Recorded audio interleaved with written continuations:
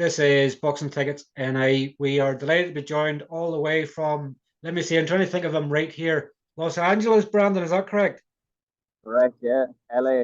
LA. You're doing the Tommy Hyde approach on me. You're showing me the lovely weather. You're living the life out there at the moment. It's one part of it anyway, yeah. It's one part of enjoying it is the sun, so it's well better than being at home anyway. Is that the new matchroom gym that you're in then? Is that correct? Yeah, it's a new matchroom Churchill gym now, so matchroom just took that over a couple of weeks ago, so we got in it just at the right time now. I can't wait for all the sparring partners to be coming in and top fighters coming in now the gym the whole time, so it's going to be great to be in this gym here, yeah. I guess that's a good thing. Obviously, with Matchroom, obviously, taking over the gym there. Obviously, they're going to send people there for camps and everything else. So you're sort of there waiting for people coming in the door, licking your lips, going, put the gloves on, Yeah, let's go. see who's walking in next, yeah, see who's the next sparring partner, that's it. It definitely is. But I guess, anybody that sort of knows sometimes when I do first time interviews with people, it's more to get to know you. Obviously, we know what you've accomplished and everything else as an amateur, but sometimes it's, the backstory and everything else behind it. So, like, am I right in saying boxing for you started around about the age of 6? Yeah, I started when I was 6 in kind of a local club. I'm from Kilkenny, but it's proper countryside, and there was a small little club, Fullerton Boxing Club. So I started there with my father when I was 6. He used to coach and he used to box. So he brought me there, and we worked there for 3 or 4 years until I was about 11, when I was about to turn by one, and that's when I moved to St Michael's the Tide then. And St Michael's the Tide was one of the best clubs in the country at the time when I joined it. Sparring was top of the range, training was top of the range. So that's when it all started. Then competing was when I was 11 in St Michael's the High, but I started from when I was 6 with my What father. what got you into boxing? Obviously, when you're saying your father was coaching, was is there a big obviously history in the family of boxing, or was it, I guess like I'm a good bit older than you, Brandon, but obviously it always used Mm. to be a parent's thing to sort of send their kids for some sort of self defense in some way. So what was it that got you involved in boxing? Um, I actually don't even know. Like a lot of people say, "Oh, I used to watch this fighter, and this is what got me into boxing and all that kind of stuff." Like my dad used to box and everything like that. But thinking back, I actually can't think of when I started or why I started. I was that young when I started. It was just all I knew, and it was just what I done, and I enjoyed it. So I actually can't pinpoint a moment or a little thing that was like, I want to be a boxer or I want to box. Next thing I knew, I was 11 and 12 years of age, and I was entering my first Leinster Championships. So that's how it all started. It's always an interesting story, and it's always something I always like to know. And sometimes people know, like I remember boxers saying, "Oh, they heard music coming from a from a room somewhere, and they just went in and seen." Like boxing, boxing obviously as a sport, it sort of doesn't have any parallels with anything else. Like it's a brutal sport, it's a dangerous sport, it's the most dangerous sport in the world, and like they think at 6 years of age, I guess at 6 years of age it's exhibitions and sort of move about, some messing about more than anything. But like getting punched in the face at an early age, you have to be built from a different sort of, you're from a different element, from a different world somewhere. Yeah, you're built from a different cloth, is what they say. But yeah, I was big into my sports when I was young. Anyway, like especially growing up in Kenny, I used to play hurling, football, handball. I done everything, so I was always active and I was always hurting myself. So getting into the ring and getting punched in the face wasn't a problem for me. I didn't mind at all. I loved it. It was an adrenaline boost for me, so it was. So that wasn't a problem starting out with a young age, and then I got good at it and I started to love it. I put the work in with my father, and then I seen that there was actually a chance for me to do well here. I remember like we were just before I turned 11, we would have been delighted if I had won a Leinster title. That's the goal, was a Leinster title, and then to come on then and win 16 national titles is brilliant. Then after that, but that's how it all started. Yeah, just a little goal of winning a Leinster title. Were you any good in the other sports? Like was boxing obviously was it one that always went, now this is the one I love the most? Yeah, I wasn't bad at hurling. I actually won one county medal at schools when I was hurling, but hurling Kilkenny now is you're in fucking sardines in a can there. Like there's such great talent there and that. So boxing then was another one there for me, and I was very good at that. It wasn't big in the club that I was in, and then when I moved to the Tide, then it was huge in the Tide. It was all the Joyces were there, Eric Donovan, Roy Sheen. You were looking at them lads training, and I decided like this was me because I obviously wanted to play everything, but you can't be good at everything. So I had to pack everything else in, and I gave the boxing a shot. And this is where it's got me to LA so far, anyway. So Would you say it's sort of like one of them, like I guess when you're playing hurling and stuff like that, when you get red mist, you can't really sort of lash out at people. Whereas obviously in boxing, you're licensed to actually punch people in the face. Is that one of the sort of things that going, I can actually fight if I'm very, very good at it, I can start getting paid for hurting people. It's the hurt game. And sort of, was that the sort of yeah, mindset sort of going, I can punch people? And I guess the modern art of punch, hit and don't get hit. If you can hit somebody, they can't hit you mm, back. You can make it look very easy. that's it. Yeah, with me, Steve, I'm a very competitive person, so everything is competitiveness to me. So even when I was playing hurling and football, they're all team sports. So if you lose or if you have a bad day, it mightn't be your fault. It could be relying on someone else. So what I like about boxing is something goes wrong or I lose, it's my fault. I'm fully responsible for what happens in the boxing ring. So I know if I don't push myself, it's my own fault. I've no one else to blame, or I'm not relying on anyone else. So I like it's kind of self discipline, and it keeps me on track. But it's not even the fact of getting to punch people in the face. I obviously love doing that as well and not getting hit, but it's more just the self discipline and knowing that I'm responsible for my actions in the boxing ring. If I put the training in, I get the results. If I don't put the training in, I've no one to blame for it, only myself. Who would you sort of, when you sort of look back, I know it's not too long for you. Obviously, if I was to look back at the age of 6 and think myself, I would go, I can't even remember obviously growing up very early, who would you sort of look at your idols and things like that in the sport of boxing? Um, Manny Pacquiao, I was a big fan of Manny Pacquiao. My dad was a big fan of him as well. So I used to remember when he'd be fighting over here and it'd be 3 or 4 in the morning back home. He'd come down, he'd wake me up in the room. I'd go up to the sitting room, we'd watch the fight, and I'd go back to bed. So I was always a big fan of Pacquiao, his speed, his footwork. Especially when I was that young anyway, he would have been. Obviously, then as I start getting older, the likes of Lemachenko came along. Now Tank Davis is on the scene. I'm looking at them lads, I'm learning from them. But when I first started out, it was Pacquiao, yeah. Everybody, obviously, I guess in the younger generation now, it's more of names that sort of everybody knows, obviously. Everybody's sort of everybody's frame of obviously fighters they like is all different, and it's sometimes it's based on the style and things like that. And Paul Noonan had on the other day, Zuzak and the things like that. Obviously, more people that move and things. So everybody's got different styles, but I guess your style sort of becomes who your favorite fighter is. Yeah, well, even in the amateurs now, I had a very amateur style hit, not get hit, kind of things like that. But the past couple of months here in the gym, I've been working on sitting down, being more explosive, being exciting, while still kind of keep my amateur style of not being hit and not getting caught, because there's no need to take punishment in the ring. If you can land shots and not get hit at the same time, why not? So I've been working on that, sitting down. I'm hitting hard. I'm strong. I'm sharp. So I'm excited now for the pro game, and I'm excited for everyone else to see what I'm about to bring. You're thinking of obviously that there's no overtime in boxing. Obviously, if you can get someone out there in a round rather than doing 6, 8, 10, 12 rounds, it's even better. I used to be working on the site now, and when the boss said you could go home at 12 o'clock, I wasn't complaining and saying no, I was going to stay on, like, because even if I was getting paid for it, get out there as soon as you can. Job done, gone. On to the next one. You're right. Particularly, obviously, we've seen in this sport, and obviously, as we've seen probably with Joe Ward when he made his debut, obviously dislocated his knee, and you can't sort of factor in for that sometimes. So, like, if you can get someone out of the first punch of the fight, you're taking it every day of the week. Yeah, exactly. There's a risky and a stupid head cut there that done me in the elite last year. You could be in your debut and you could be messing around and you could end up with a little cut then or something stupid, little injury you could put you out. So if you can take these fellas over early, take them over and get paid and get out or get ready for the next one back to the gym again. So I don't see fellas carrying a fella for 4, 5, 6 rounds. Take them out if you can get them over. And like looking at obviously your amateur accomplishments, obviously it seems to be a case of what haven't you won? It's probably easier to list that than obviously what you have won. Like 16-time, obviously Irish champion. There's probably a lot. Like you're probably when you look at your bio and things like that on Instagram, you probably have to put your best bits in and obviously leave others out.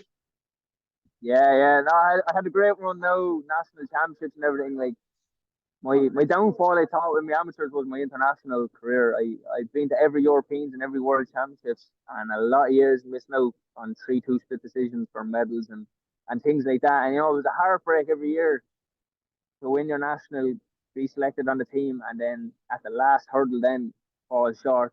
But I always picked myself up every year and went back into the same thing again year after year. So downfall doesn't surprise me anymore. So, and that's why I'm excited for this pro journey now, because I feel like that's all experience and that was all a learning curve for me. Mine have had the international medals that a lot of other people had, and a lot of other people think that I should have, but it's still all experience that's going to stand to me, you know.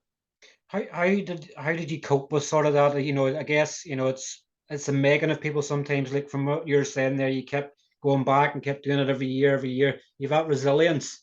You know, obviously the early days when that would have sort of happened, you would have probably huffed and moaned and sort of things about it. How have obviously you sort of coped with loss as an amateur, which will sort of help you with the pro ranks. Yeah, when I first started out and I was losing, I was just like, when I was younger, I was, it's all experience, you know, next year, we'll get it next year, and this and that. Then after a while, it was happening to me a bit, but it started getting to me mentally then, and I had to do a lot of work on my mindset, keep my head straight and keep focused again. You know, obviously, after like a Europeans or Worlds, if you don't have a great championships, you're going to be upset for 2, 3 weeks, like, you know. But it's all about just getting the head back right, getting focused, and thinking ahead again for the next one. You know, you can't change what happened in the past. So that's what I always tell myself. You know, it happened for a reason. I can't change that now. There's no point sitting here crying about it and giving out about it.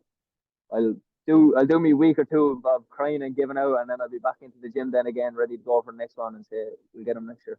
I guess sometimes it's it adds layers into what you are as a person. Sometimes, like we've seen where people's had that experience, it makes them hungrier, it makes them not want to lose again, it makes them train that extra 5 or 10% Oh, so that it doesn't happen again. oh, that's it. Especially in the gym there, you're on your last 2 or 3 rounds in the bag, and you're tired and you're sore. And I just think of them moments, and I just push it out then because no one wants that feeling. It's the worst feeling in the world, losing. It's horrible. So now that I'm into the pro ranks, I'm not going to have that as an option for me. I'm going to cross everything off the list for that. Never want that feeling again, and I know what I need to work on now. It was all a stepping stone for me to get to here. And to be honest, when I first started out, Steve, professional boxing wasn't a big thing for me. I couldn't have cared if I went pro or not when I was 10, 11 years of age. I wasn't looking into that. But now I see this is actually where I was meant to be. You know, I mightn't have seen it at the start, but I realize this is what's made for me. What changed for you, Brandon? Obviously, where you didn't think it, is it because you knew how good you were that you knew the professional boxing, or is it over time that sort of you're thinking, what, I could give this pro game a shot? Yeah, well, obviously, look, Olympics was my dream, as every amateur boxer is, and that's what I was working on since I was 6 years of age. And that's what I used to tell myself after every European or World Championships and didn't have a great year. Look, stepping stone towards the Olympic dream. That got took away from me last year, and then all that kind of mental exercises and stuff I was doing with my head and my mindset and everything that really helped me lately. Then, and it brought me over here to LA with Gary and Ian. They gave me the opportunity. They believed in me. They brought me over here, and I fell in love with it straight away. Love being over here. It's completely different life. There's no distractions, and I can fully focus on what I want now. You know. Was it obviously, I know Tommy Hyde's obviously a good friend of you. Was it an easy decision for you to make when you've seen how quickly he's been able to adapt, like what 8 fights and so far, and Mm, probably had to go through a bit of turmoil. Obviously, it was looking like he wasn't going to be able to box. Then obviously it ended up being a yeah, mistake and getting sorted. And like obviously, as you well know, with his dad, he's been about with the who's who of sort of boxing. Obviously, having Rigo and everything else part of the team and stuff in the past. yeah. Was it an easy decision then for you to turn over? Yeah. Well, Gary and Tommy used to travel up to my club anyway when they were amateurs, so I know them a while. And Gary's always looked after me, and I've always had great time for him. And then living with Tommy over here and staying with Tommy now for 6 and 7 weeks on at a time is serious. You know, it's good to have someone here to chill out with. When we're training, we're head down and we're focused.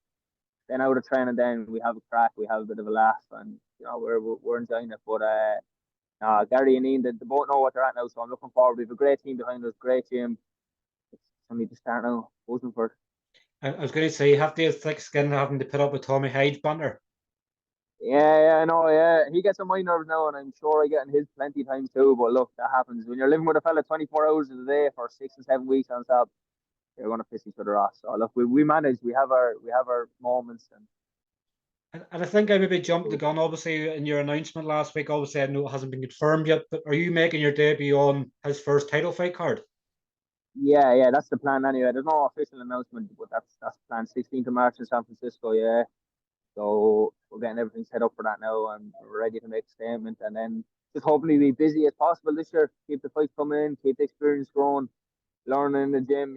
That's the saying. If you can take these fellas over early, take them over early, back to the gym, work your way up in the rankings and experience, and then a couple of fights in, then hopefully a few small titles and things like that along the way. And what weight? Obviously, I know initially at the start when you turn over, obviously you're not probably going to fight at the weight that you're going to ideally be at. What weight are you going to campaign at? I'm gonna fight at lightweight, so 135. So I make 137 for my debut. So it's a small bit lighter than the amateurs, but when you're doing it right over here in the professional game, it's not a bother at all. You It's have that full day then as well since the weigh-in. like lightweight obviously is a division sort of, I guess, in the last few years, obviously with Loma and everything else, and him obviously, but Loma did have titles, didn't they, have lightweight? You see Yeah, Pierre yeah, yeah, yeah. Stevens, obviously you have Andy Cruz coming through there now. It's obviously back in action again this week. Like Yeah, I again, the know. division, like probably Gary's maybe going to maybe try super lightweight, or maybe can you boil down the super feather? Like you're getting into a red hot division. I know. That was my problem. Even all the way up in the amateurs, I was always in the busiest group, packed out every year, 20, 30 fellas in the way. But look, hopefully I have enough experience gained and I'm well up there by the time it comes to meeting them fellas. I'll be on the rise with other prospects as well, same age as myself by the time we hit that level. So I still believe I could mix it with the best of the money. I've mixed it with the best of the amateurs in the world, so I don't see why I can't mix it in with the best professionals in the world. So And obviously a former opponent of yours obviously is signed over there as well, obviously Paul Noonan. He's going to fight at super bantamweight. Like that shows the difference yeah, in classes. you want to chop my right leg off for that, Stephen. But obviously he's going to make his debut. Obviously, I think May. Obviously here in Dublin, as well. But like, are you hoping to stay? Tommy Hyde obviously had 8 fights in his pro first year. He had a couple of cancellations. Maybe could have looked like about 10 fights. Are you looking to stay as active Yeah. as Tommy was? Oh, definitely. Anyway, yeah, definitely. I think we planned this year maybe 6 fights at least. So a few over here, and then maybe hopefully towards the end of the year, maybe one back home. Not really sure what the plan is yet, but that's what we're looking towards anyway. But just experience. They don't care where the fights are or who the fights are with. Like, I just want to be busy. I want to be back in camp. I want to be training the whole time. So I want to be learning, especially these younger years. Like I'm only 23 now, so these early years are the years where you really learn and you really develop. I guess obviously So that's why you have Gary and Ian. Obviously, they're as part of the team so that they can do. You're paid to fight. They can do the rest for you. exactly, yeah. My job is to focus. That's when I used to work with my boss. He used to say, "You're paid from the neck down. I'm paid from here down." I just work, train. They're the ones that put the game plan together and they look at the long route of what their plans are and what they think is the best for me, and then I'll just listen to them and go with them.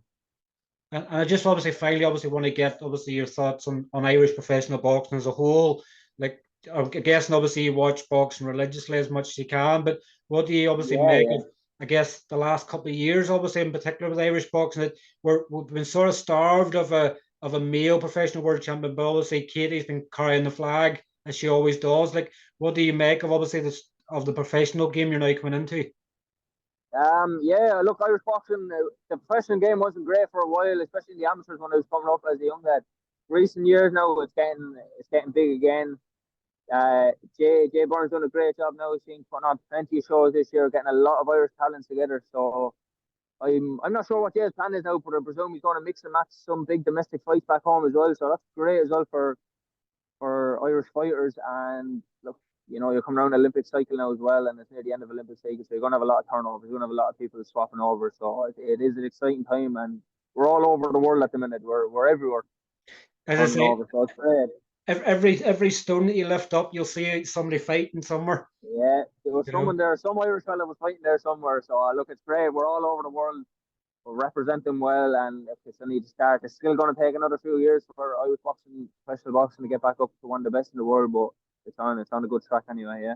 I guess you've a similar mindset there to myself, Brandon. We're obviously 2028 still doesn't look like what's happening in Olympic and things like that. Like for any obviously young amateur boxer coming through now, you're probably going to get to see a lot more people turn over sooner before they're really having that sort of experience as an elite amateur. So where we've had this conveyor belt for the last 15, 20 years of talent coming through one after the other.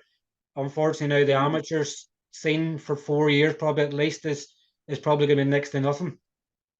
Yeah, yeah. Look, What I always say to a lot of young people, and they're on about turning over. Because even myself, I was going to turn over when I was 16. I got a little phase in my head that I was going to turn over, but look, thank God I didn't, because you do want that elite experience, that senior experience as well before you do turn over. But with amateur boxing at the minute, there's no guarantees.